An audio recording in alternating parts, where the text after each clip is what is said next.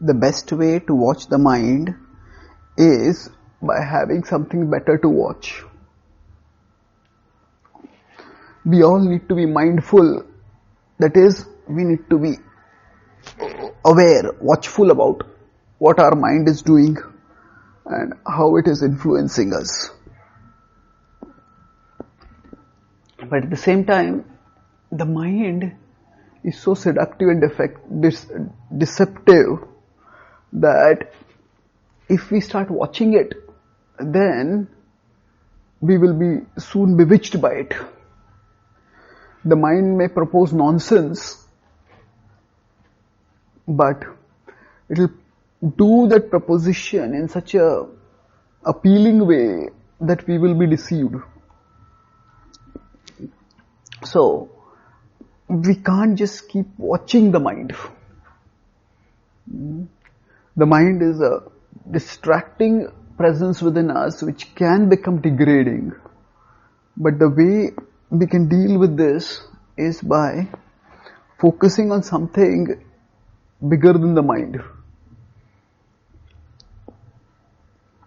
When we are, say, looking through a window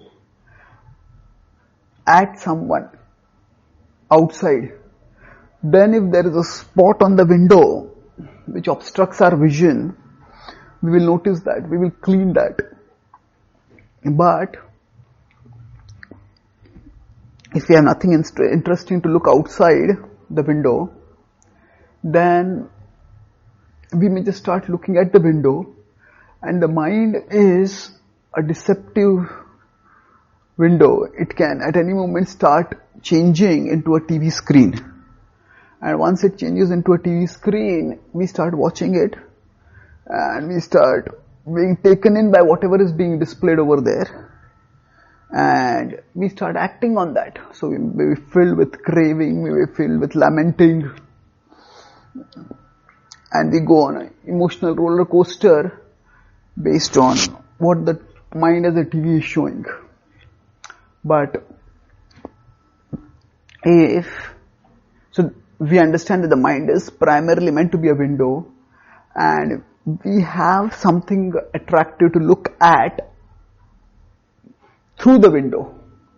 Then if on that window the TV is playing as a small minimized icon somewhere, we won't be that distracted by it. We'll be aware that something is playing over there, but we won't pay much attention to it. And of course, sometimes something useful, helpful, important may also play over there, and then we can notice it. We can evaluate it and then zoom it if required.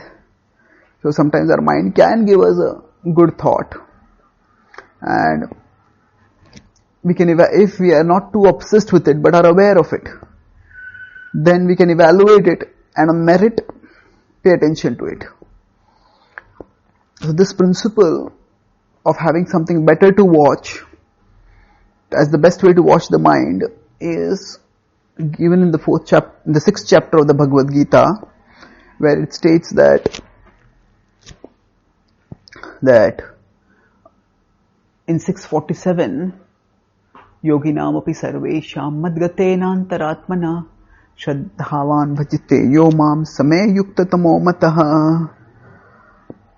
Among all the yogis, and the essence of yoga is at one level to calm the mind and purify the mind.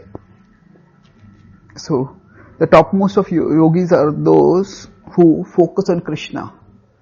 So they have something better to watch, the all attractive supreme reality Krishna, and by focusing on him, they can best manage the mind. So similarly, when we surround ourselves with adequate resources for remembering Krishna and serving Krishna, and when we have that to watch, then we can best watch our mind.